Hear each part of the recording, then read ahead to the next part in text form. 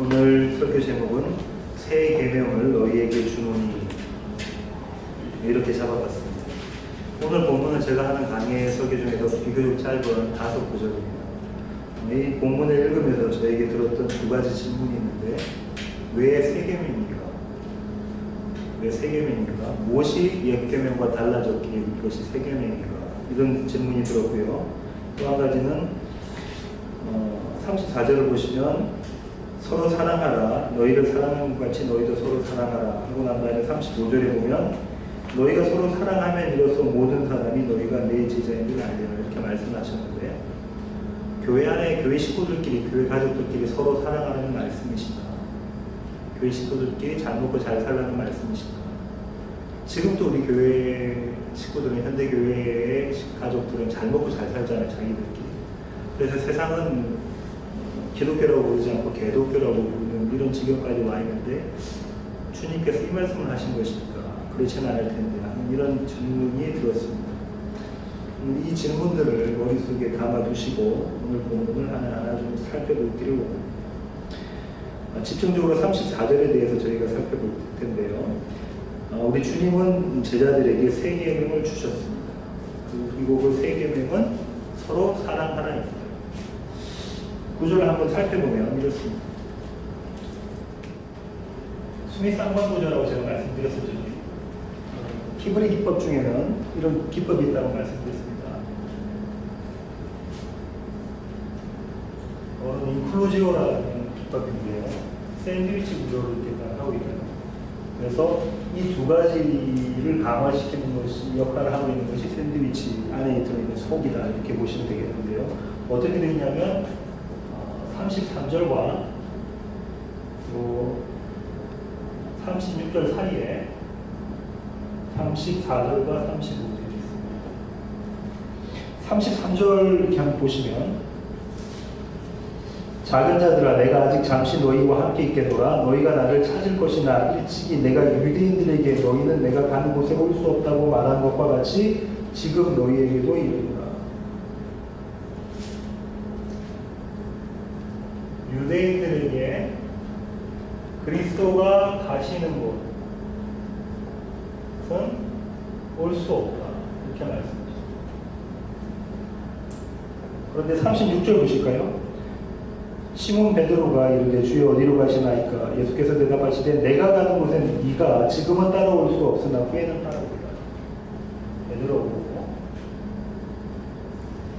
주님께서 가시는 곳을 지금은 올 수 없지만 후에는, 나중에는 네가 반드시 따라올 것이다 이렇게 말씀하고 있어요.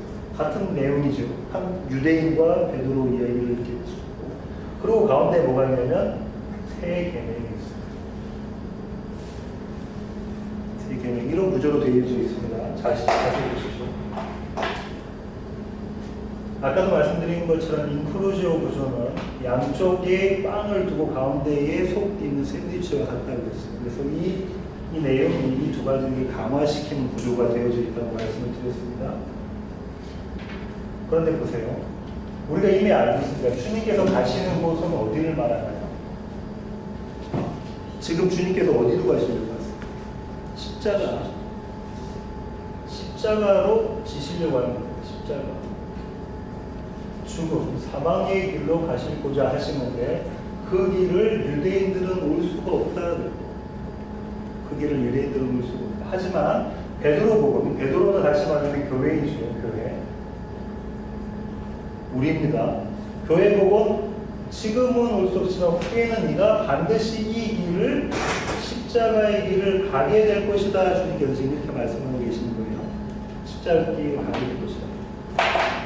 여기서 그러면 새 계명은, 서로 사랑하라는 계명은 이 십자가와 관련이 있겠다. 그죠?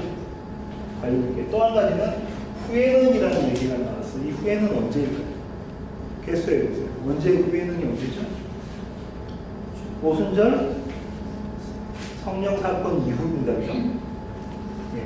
그럼 이 후에는 십자가, 지금은 십자가를 못 지지만 나중에 너희가 질 것이다 하면 이게 베드로가 자신의 능력으로 질 수 있다는 얘기가 아닙니다. 오순절 성령 사건 이후기 때문에 누구에 의해서? by Holy Spirit. 성령님에 의해서 너희는 반드시 십자가를 질 것이다 라고 말씀하셨어요. 그러면 성령님에 의해서 반드시 십자가를 지는 사람은 내 제자일 것이다 이렇게 말씀하고 계십니다. 내 제자이다 이렇게 말씀하고 계십니다. 이 구조가 이해되십니까? 첫 번째로 세 계명은 십자가와 관련입니다. 이 다음 사건이 바로 나는 중보기도 그 다음에 뭐냐면 십자가 지는 거죠. 그래서 지금 계속해서 내가 가는 곳은 너희는 못 온다는 게 이야기하고 있는 게 십자가 길을 지금 말씀하고 계십니다. 주님 가신 십자가의 길을 우리는 반드시 지게 될 것이다. 주님께 말씀하고 계시죠. 성령님이 그렇게 하는 게 만드실 것이다. 이 세 계명이 뭐라고요? 서로 사랑하라. 서로 사랑하라 이야기하고 있습니다.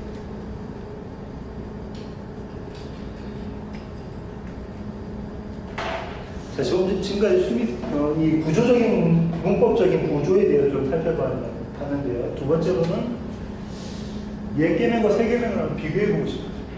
주님께서 옛 계명이 새 계명이라는 말씀을 하셨으니까 반드시 옛 계명이 있을 것이다. 네? 그걸 한번 좀 보겠습니다. 우리가 성경에서 옛 계명 하면은 이 새 계명 말고 옛 계명, 계명 하면은 주어진 게 뭡니까? 신명기 제가 한번 적어볼게요. 신명기 6장 5절. 이게 뭐냐면 하나님 사랑이에요. 하나님 사랑. 한마디로 이야기하면 어떻게 해서 목숨 바쳐. 목숨 바쳐 하나님 사랑해라고요.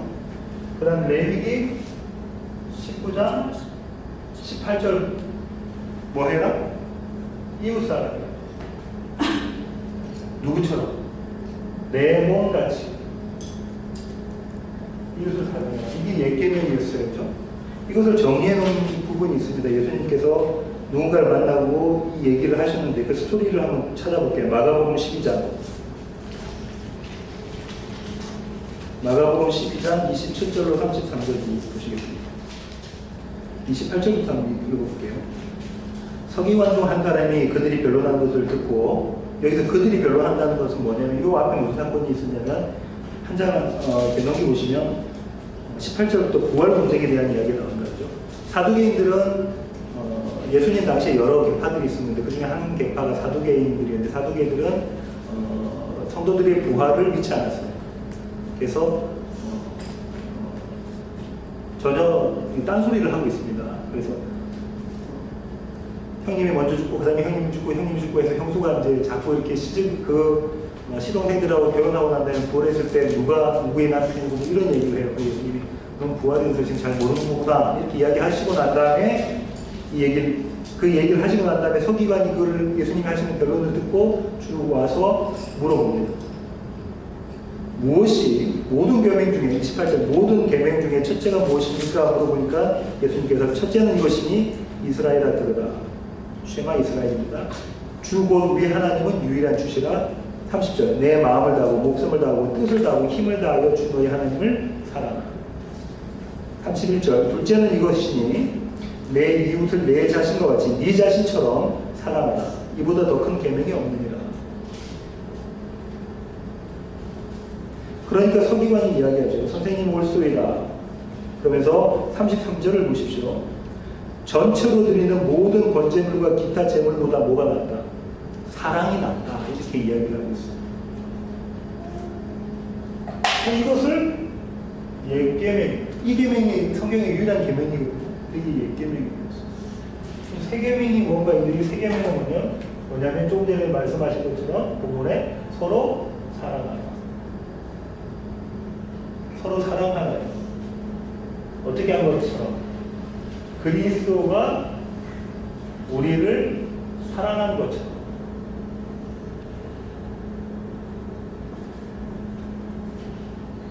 너희가 서로 사랑하라. 이게 새 계명입니다. 옛 계명과 새 계명을 동시에 이야기하고 있는 구절이 있습니다. 요한 1서 2장 7절로 8절 찾아볼게요. 사랑하는 자들아 내가 새 계명을 너희에게 쓰는 것이 아니라 너희가 처음부터 가진 옛 계명이니 이 옛 계명은 너희가 들은 바 말씀이거니와 이 얘기입니다. 지금 옛 계명. 그 다음에 8절 보세요. 다시 내가 너희에게 새 계명을 쓰노니 하면서 새 계명에 대한 이야기를 하고 있습니다. 그러면서 쭉 설명을 하고 있어요. 쭉 설명을 하고 있어요.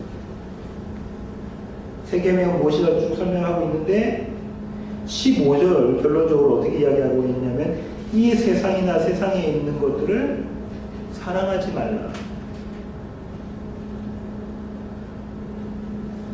이 세상이나 세상에 있는 것들을 사랑하지 말라. 이렇게 이야기하고 있습니다. 그 다음 28절까지 내려가 보면 자녀들아 이제 그의 안에 거하라. 그의 안에 거하라. 여기서 보면 옛 계명은 이거다 이야기하는 것이 뭐라고 이야기하냐면 새 계명은 세상을 사랑하지 마. 세상을 사랑하지 마 이렇게 이야기하고 있습니다. 그리고 그리스도 안에 거하라. 이것도 그렇게 보여요. 그죠? 이것도 그렇게 보이는데 이거는 왜 옛 계명이라고 하죠? 여기서 이제 잘 여러분이 생각하셔야 될 게 없냐. 이 계명은 이스라엘 백성에게 무엇으로 주어졌습니까? 율법으로 주어졌습니다. 율법은 무엇을 목적으로 하고 있나요? 준수를 목적으로 하는 거예요. 법은 지키라고 있는 거죠. 준수를 목적으로 하게 되면 이거는 다시 말로 행위가 나타나게 되어져 있습니다. 누가 했다 안 했다.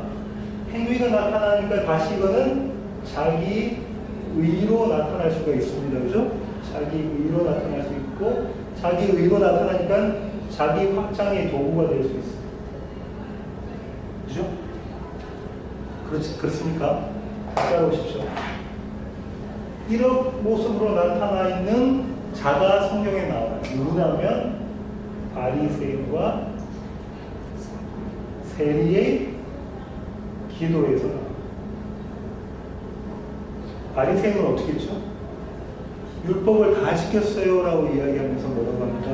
주님, 하나님 제가 저 세리같이 않게 해주셔서 얼마나 감사한지 모르겠습니다 라고 이야기를 해요. 거기에 벌써 뭐가 들어가 있습니까? 자기 의가 들어가 있습니다. 무엇을 근거로? 자기 행위를 근거로. 그러면 자기 자신이 확장이 확대잖아요. 종교적으로. 그죠? 오늘 또 마찬가지입니다. 경건 뭐 이런 것들이 자기 확장이 될 수 있어요. 자선, 사랑하는 것도 자기 확장의 도구로 사용되어 줄 수 있다는 거죠. 주님은 이렇게 오고 사실상 이 계명은 하나님 사랑, 이웃 사랑은 원래 이 세 계명과 같은 것인데 율법으로 주어져서 그것을 준수하는 행위로 구원받는다는 모습을 갖고 가면 이건 잘못된 것이다. 그리고 또 한 가지는 여기서 나온 것처럼 지금은 너희가 이거를 죽었다 깨어나도 지키지 못한다. 지킨 사람이 있나요? 없어요. 뭐라고 하냐면 말씀하시냐면 율법 중에 한 개라도 어기면 다 어긴 거와 똑같다. 그럼 다 어긴 거와 똑같잖아요. 그런데 이 당시 이스라엘 백성은 눈에 보이는 율법을 정해놓고 레벨을 매깁니다. 나는 쟤보다 낫고 나는 쟤보다 낫고 이렇게 하고 있어요. 이 모습. 이거는 결단코 다 지킬 수가 없다. 하지만 이 세 계명은 너희가 반드시 지키게 내가 만든다 주님 말씀하십니다. 누구를 통해서? 성령 하나님을 통해서 내가 그렇게 만든다는 이 말씀하고 계시는 것입니다. 자, 여기서 지난 시간에 살펴본 것 좀 더 한번 살펴볼게요. 그리스도가 우리를 사랑하는 것처럼 어떤 모습으로 하셨죠, 사랑을? 이 앞부분에서 바로 세족으로 하셨어요, 그죠? 세족으로. 세족은 뭐라고 했습니까? 발을 씻는 행위는? 발을 씻는 행위는? 지난번 제가 뭐라고 말씀드렸죠? 이걸 다른 말로는 앞에 본문을 좀 보실까요? 자, 이게 뭐냐면 행하라 하신 거랑 같은 말이라고 하죠. 그죠? 알고 행하라. 이게 세족과 같다고 말씀드리고 이 세족이 이것은 다시 말하면 뭐라고 그랬어?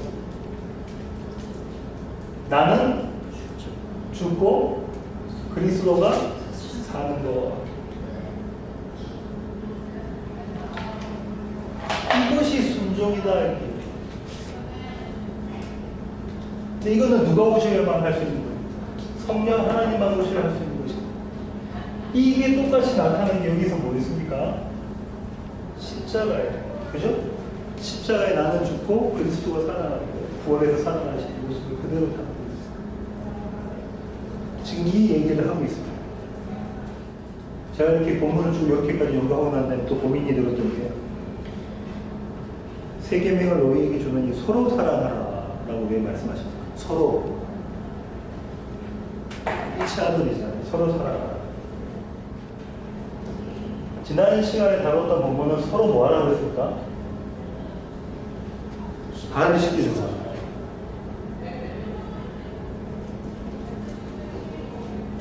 같은 말이라는 얘기죠. 서로 사랑하라, 서로를 발을 씻겨주라. 내가 죽고 그리스도가 살아나는 것이다. 근데 그 앞에 서로가 아니야. 이 고민이 되는 거예요. 지난 시간에 여기에 대해서 제가 설명을 안 드렸는데 고민이. 그럼 봐보십시오.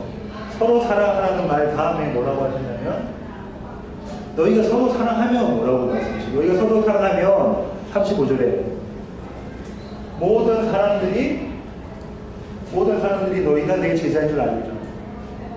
우리가 그리스도의 제자인 줄 알죠.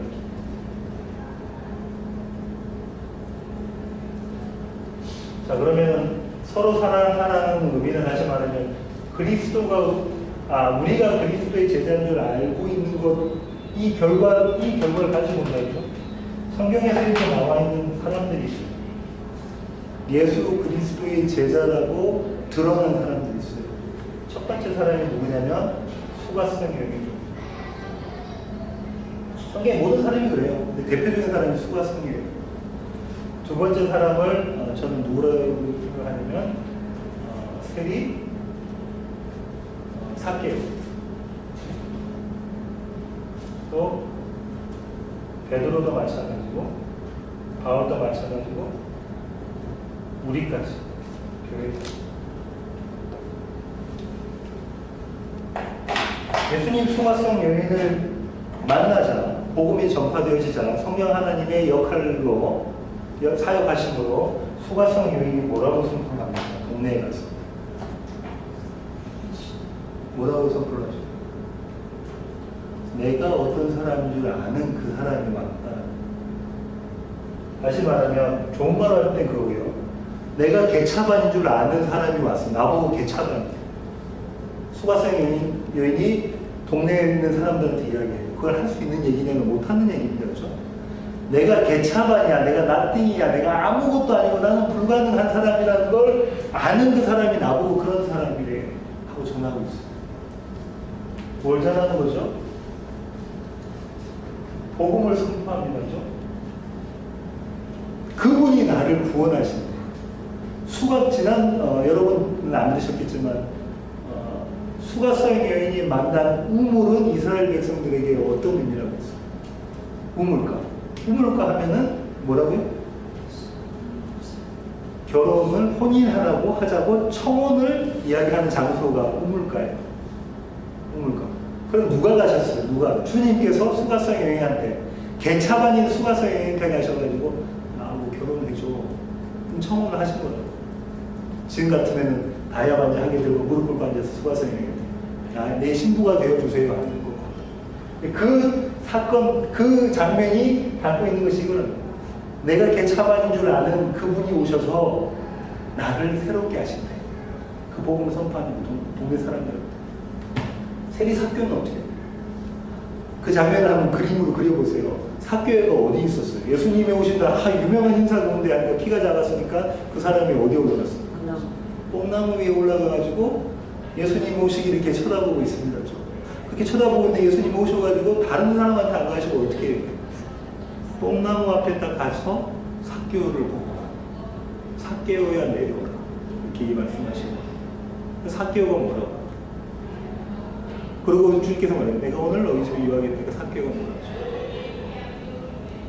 주님, 제가 이런 것들을 저질렀다면 이렇게 갚겠습니다. 그 말은 무슨 말이에요? 주님, 제가 그 죄 다 저질렀어요. 그걸로 내가 다 착복했어요. 내가 그 죄 다 저질렀어요. 주님이 저걸 죄인인 줄 아시네요.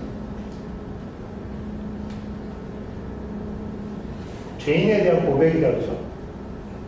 나는 죄인입니다. 나는 죽어야 마땅하고 나 나띵입니다. 아무것도 아닙니다. 고백. 베드로도 그러죠. 베드로도 그래요. 베드로가 주님, 이 다음에 베드로가 주님을 3번이나 모른다고 부인을 합니다. 아마 제 생각에는 눈이 마주치지 않으셨을까 싶어요. 패션 오브 크라이스트 보면 예수님하고 베드로하고 눈이 마주치는 장면입니다. 지금까지 3년 동안 따라다녔고 열심을 보였던 그 베드로가 한순간에 무너지는 장면입니다. 그 다음에 부활하신 예수님을 만나자 예수님이 생선을 구워주시면서 이야기를 하죠. 그러면서 뭐라고 말씀하십니까? 바요나시는가? 네가 나를 사랑하느냐? 그러니까 베드로는 뭐랬냐면 예, 주님, 제가 주님 사랑하는 거 주님 아시지 않습니까? 그 고백이 무슨 말이냐면 주님, 저는 결단코 저로서는 주님을 사랑할 수가 없어요. 주님 보셨잖아요. 사랑한다고 입술로는 이야기해놓고 립서비스처럼 이야기해놓고 결단코 사랑하지 못하는 제 모습을 주님 보시지 않았습니까? 3번 물어보시고, 왜냐하면 베드로가 3번 부인했기 때문에 3번이라는 건 다 했다는 거예요. 나는 무조건 예수님을 부인한다는 거예요. 성경의 3이라는 숫자를 이야기하는 거죠. 아니요. 그때 주님께서 네가 내 약을 네가 하는 거 아니야. 성령 하나님의 역할로 사역으로 말미암아 네가 복음을 선포하게 될 거야. 바울은 뭐라고 그러죠? 나는 뭐 만삭되지도 못한 놈이고 그렇게 이야기합니다. 마지막에 바울이 죽기 1년 전에 썼던 로마서에서 뭐라고 얘기합니까? 내가 죄인 중에 괴수입니다. 그 말은 뭐예요? 여기는 모든 사람이 나의 죄보다는 작게 질 것 같아. 내가 제일 죄인이야. 죄인에 대한 그러면서 복음 선포와 복음으로서의 삶을 살아가는 사람. 이렇게 하면 세상 사람들이 너희가 내 제자인 줄 아니라.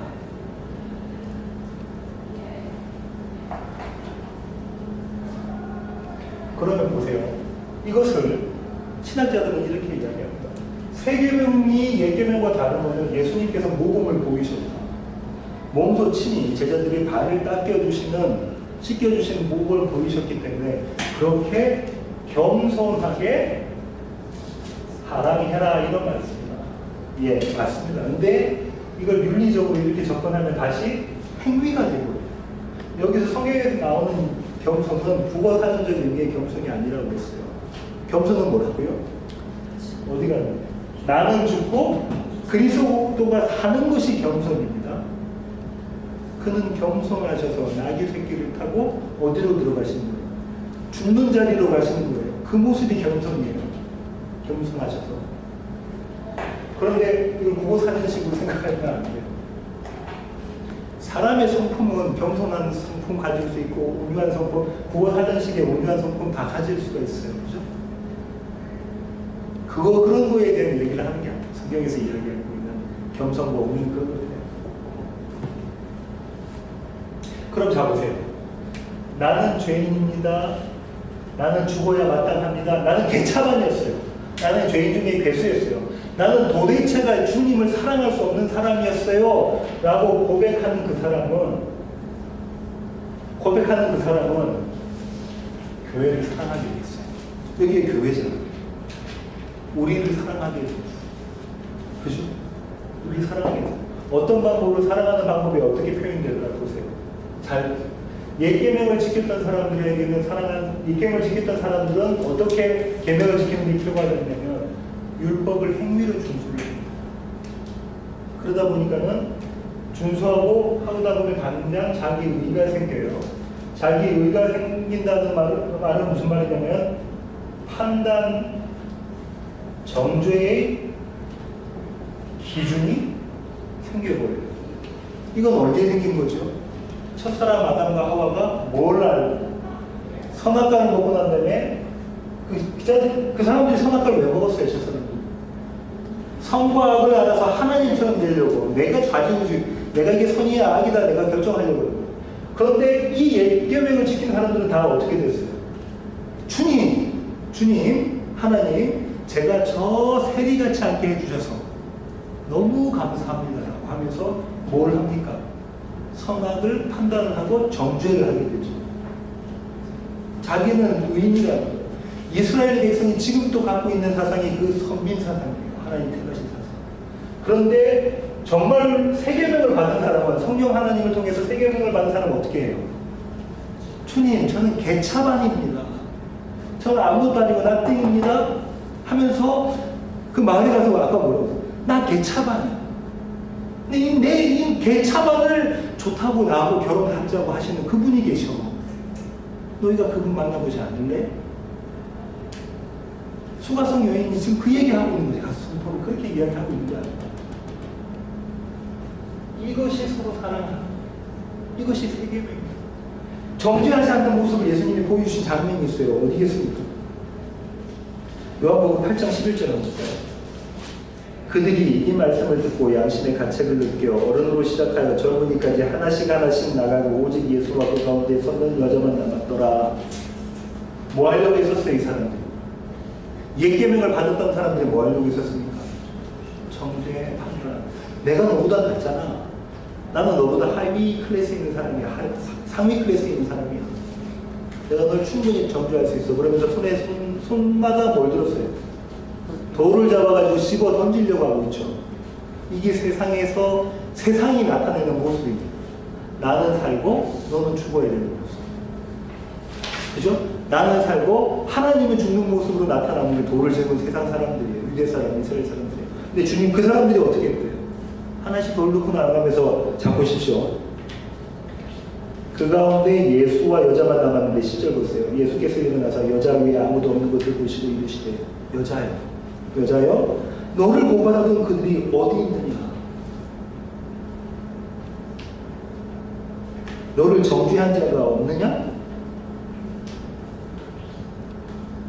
너를 정죄한 자가 없느냐? 그러니까 여자가 대답합니다. 주여 없나이다. 주여 없나이다. 이게 구원이에요. 주여 없나이다. 주님이 내 곁에 계시니까 나를 정죄할 사람이 사탄도 나를 정죄하지 못해. 주님이 내 곁에 계시니까 나보고 죄 있다고 하는 사람이 아무도 없습니다. 주님. 여자 그렇게 이야기합니다. 주님께서 다시 말씀하십니다. 나도 너를 정죄하지 않냐. 주님 어떻게 하신다고 했어요? 나도 너를 정죄하지 않으니.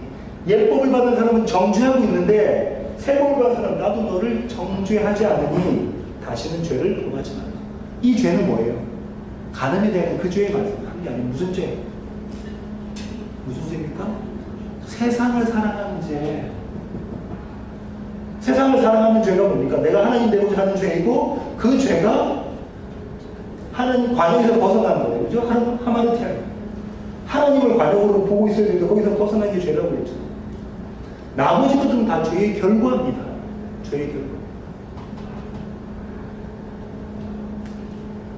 주님께서 나만 사랑해라. 세상 사랑하지 마. 나만 사랑.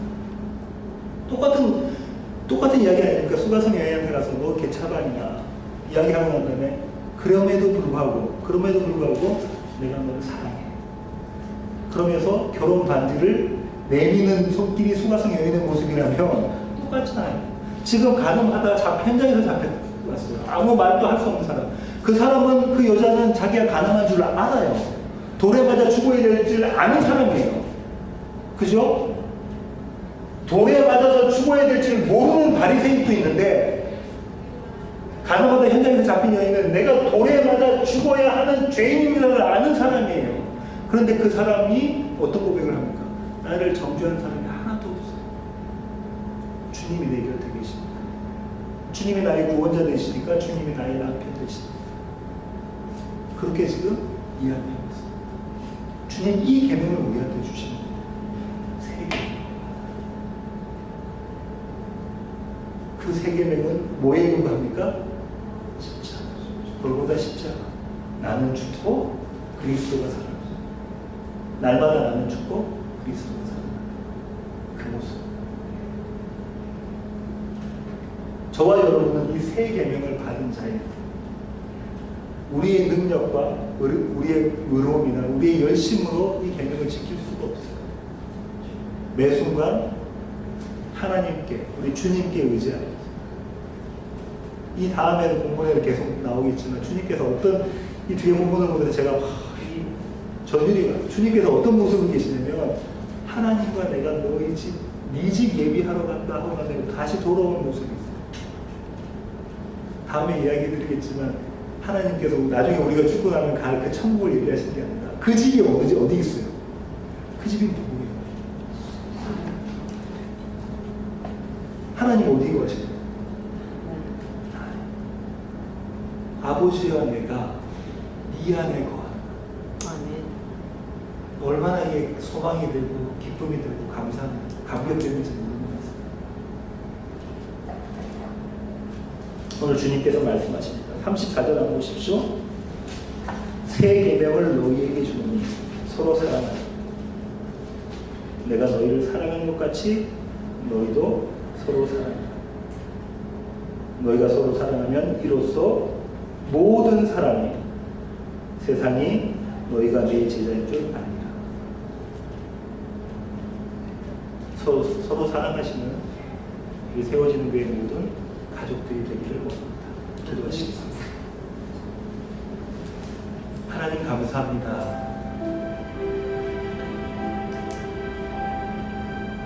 하나님 저희는 현장에서 가는마다 붙잡히 하나님이 아니라 세상을 사랑했던 그 모습으로 하나님 앞에 발각되어지는 그런 가늠하다 붙잡힌 여인입니다.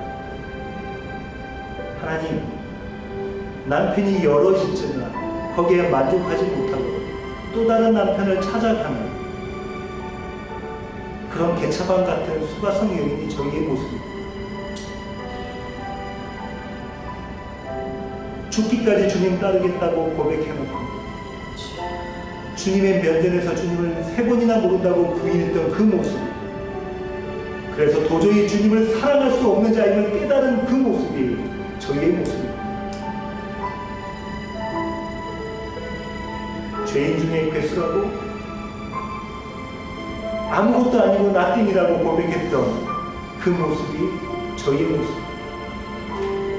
하나님, 저희가 죄인임을 알게 하시니 감사합니다. 저에게 가능성이 1%도 없음을 알게 하시니 주님 감사합니다. 그래서 주님을 구합니다. 그래서 주님으로 인하여 감사합니다. 그래서 주님을 갈급한 마음으로 찾습니다. 우리 안에 거하시는 그 하나님을 찬양합니다. 주님, 주님의 능력으로, 주님의 사랑으로 그분을 사랑합니다. 새 계명을 지키는 우리 세워지는 교회 모든 가족들 되게 하여 주시옵소서. 이제는 우리 주 예수 그리스도의 보혈의 능력, 하늘아버지의 그 크신 사랑과 우리 안에 내주하셔서 날마다 우리로 하여금 새 계명을 지키게 하시고 성령님의 충만하심, 이제 주님 앞에 머리 숙인 세워지는 교회 모든 가족들 머리 위에 이제로부터 영원토록 함께 하시길 예수 그리스도의 귀하신 이름으로 간절히 축원하옵나이다. 아멘. 아멘.